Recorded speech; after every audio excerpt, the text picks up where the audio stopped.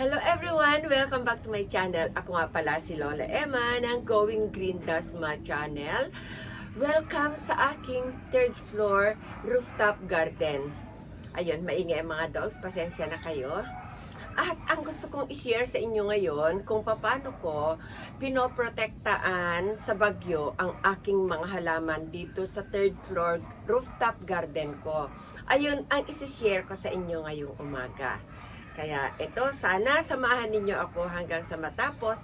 Huwag mag-alala, iiklian ko lang ito. Ayan, may lumilipad-lipad na nabubuyog sa aking harapan. Ayan, okay. Iiklian lang natin ito.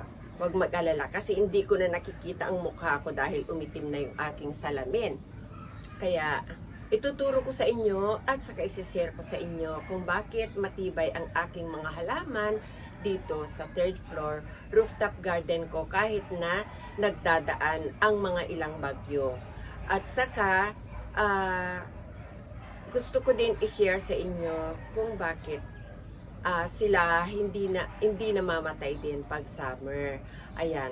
Paano ko pinoprotektahan o inaalagaan ang mga halaman ko sa panahon ng tagbagyo at tag-ulan. Ayan siya. Nandito tayo ngayon sa third floor at sari-saring mga halaman ang nandito sa garden ni Lola. Ayun, ang ginawa ko dito para hindi masyadong mahanginan o malakas ang hangin pag ganyan na tagbagyo, meron akong net na makapal. Ito yung net na 60% shaded pagka inilagay sa taas. Hindi pag tag-araw, hindi masusunog yung halaman at pag tagbagyo naman ay kontrolado lang niya yung hangin na tatama sa mga halaman. At sa nakikita ninyo, nakarolyo yan kasi pag alam na namin, mabalitaan na namin na may parating na bagyo, ibinababa namin yan at itinatali dito sa bakal na malaki na ito. Kaya matibay yan, hindi tatamaan ng hangin na malakas itong mga halaman dito sa loob. Lalo pa, meron din akong mga collection ng philodendrons dito para hindi sila mabali at hindi sila mahulog sa panahon ng tagbagyo. Ayan, sari-sari din yan ng mga philodendrons. Ito naman, hindi namatay yan. Pinopagate ko yan. Birkins yan, nasa baba yung kanyang kaputol. At ito naman, hindi ito namatay. Kundi mahina talaga dahil madaling mamatay ang dahon ng halaman pagka wala na siyang chlorophyll. Ayan. Ayan, napunta tayo dyan. At, yun, napaikutan ito. Itong terrace garden ko ng mga net. Ayan. Ayan, sa nakikita nyo, mas mataas pagkakalagay niyan. Ayan, net lahat yan na nakapaikot. Na 60% shade. Ibig sabihin, makapal. Yan, makapal yan. At dito naman, sa kabilang side, west side ito. At sobrang mas malakas ang bagyo dito. Kasi nasa west is, di ba, madalas tumatakbo ang bagyo. Ayan naman, ay 30% shade lang yan na net, pero sa nakikita nyo, doble yan. Ayan, na hindi kagaya dito na mas makapal. Ayan, iba ito. Yan, ganyan yung design nito. Ito yung mas makapal na kahit single lang ang ilalagay natin ay nakaka-protection na siya o nakaka-protekta na siya sa ating mga halaman. Gaya niyan, mga collection natin ng Hoya plant. Ayan, hindi sila binabagyo. Gawa nga nung meron tayong net na nakapalibot. Ayan. Tapos, itong bakal na ito, yan yung pinagawa namin ni Lolo sa welder. Pero pagdating sa lunan niya, ay pinapalitan namin every February kasi papasok yung midsummer. Ayan. Tapos, Dito naman, sa side na ito, improvise lang din namin ni Lolo. Ayan, mas makapal yung part na may mga philodendrons at mas manipis naman. Ayan, yung part na may philodendrons. Ayan. At dito naman, mas manipis kasi nandito yung mga edible plants natin. Like itong Brazilian cherry, tanlad, container na kamote and kangkong. Ay, natalbusan na ni Lolo yung kangkong. Ayan. O kaya, mas manipis ito dahil gusto ng sunlight ang ating mga gulay. Naman sa part na ito, as in wala na siyang bubong. Pero, pag midsummer, nilalagyan namin, kung napansin nyo, may mga kawakawayan dyan, nilalagyan na lang namin ni Lolo ng net pagdating ng midsummer para hindi naman masunog yung mga plants dito sa baba. Yan. Itong mga variegated banana, mga collection ng mga, ano ba to? Rubber plant, yan. At saka, sa bandang gilid din na yan, wala na siyang net. Kasi matitibay yung mga plants na nandirito. Kagaya ng yucca. Yan, yucca. Tapos, andyan din yung ating blue ternate. Tapos, meron tayong philodendron na umaakyat. At sa dito sa baba, ay ito yung ating pond. Kaya, dito, midsummer lang kami naglalagay ng net. Ayan. Kaya may nakaabang lagi na, ano ba yun? Poste para sa ating net pag midsummer. Kasi tingnan nyo naman, nandito, kalamansi lang yung kanyang kasama. Kalamansi, ganyan, matibay sa bagyo ang kalamansi, diba? Kasi sa bukid talaga yan. Nagkataon lang na nasa rooftop garden ni Lola. At yan, nakakahiyaman sabihin o ipakita. Ito naman yung aking organic bathroom or toilet dito sa aking rooftop garden. Nagagamit lang din ito kung may tao dito at saka may mga workers kami. Ayan. Ayan, puno din ng halaman. Wala na kasing gumagamit dahil tag-ulan, kaya ayan, pinakita ko lang. At yan, ang pumuproteksyon din sa mga halaman. Ayan, may net at saka meron string of coins o manaog kairog, diskidia dito sa taas ng toilet. Na pumoprotekta naman dito sa mga orchids,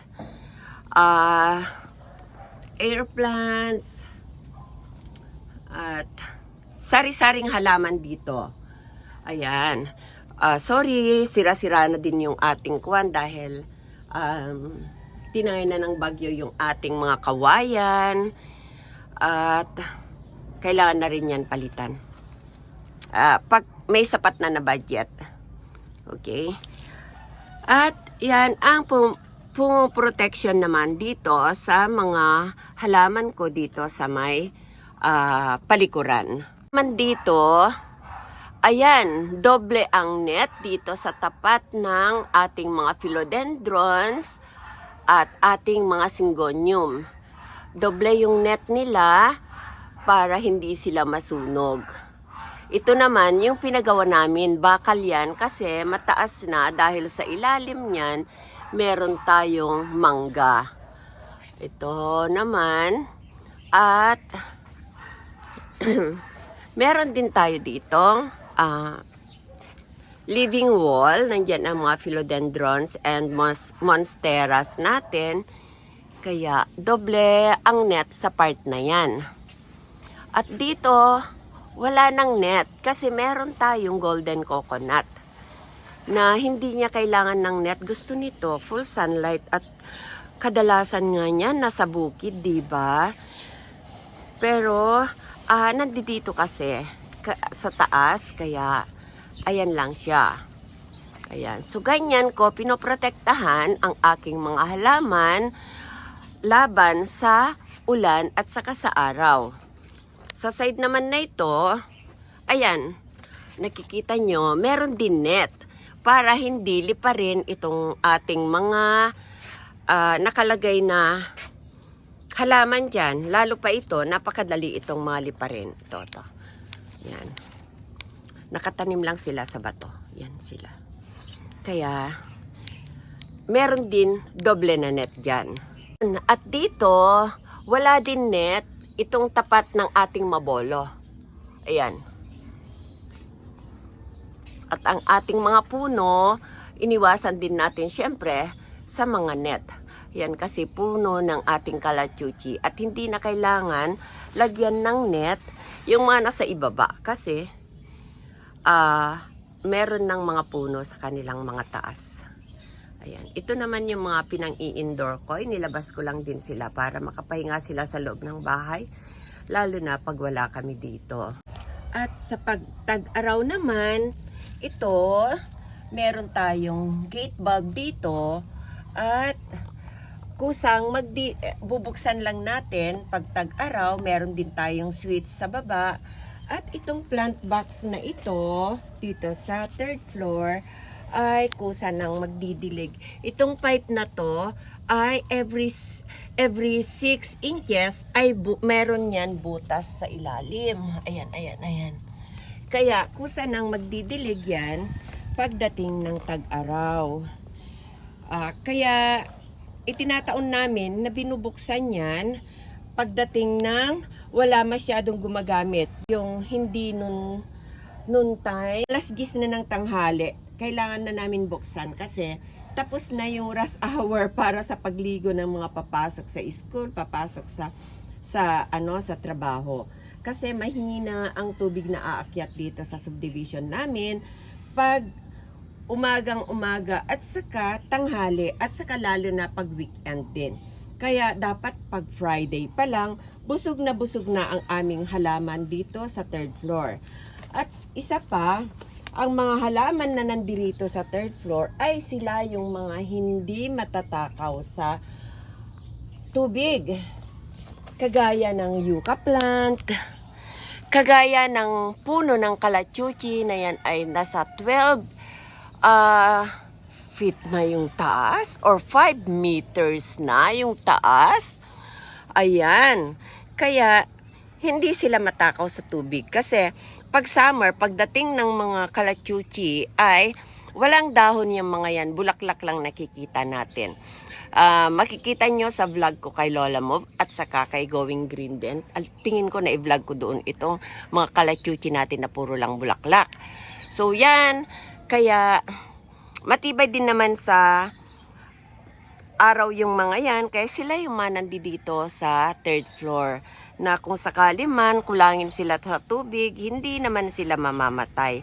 At iba na lang yung tututukan natin, yung mga gaya ng kalamansi at iba pang mga edible plants dito. Sila na lang yung mga mano-mano natin na didiligin kung sakaling walang aakyat dito sa irrigation. Ayan. Maraming cheers pala, meron akong iniinom na oregano na galing din dito sa aking garden. Kasi medyo sinisipon ang lola. Okay, tapos na tayo. Na-share ko na kung paano ko inaalagaan at pinoprotektahan ang aking mga halaman dito sa 3rd floor garden ko. Ayun, sana nagustuhan ninyo at may natutunan kayo. At kung bago pa kayo sa aking channel, sana huwag kalimutan mag-like and subscribe. Happy gardening! Bye-bye!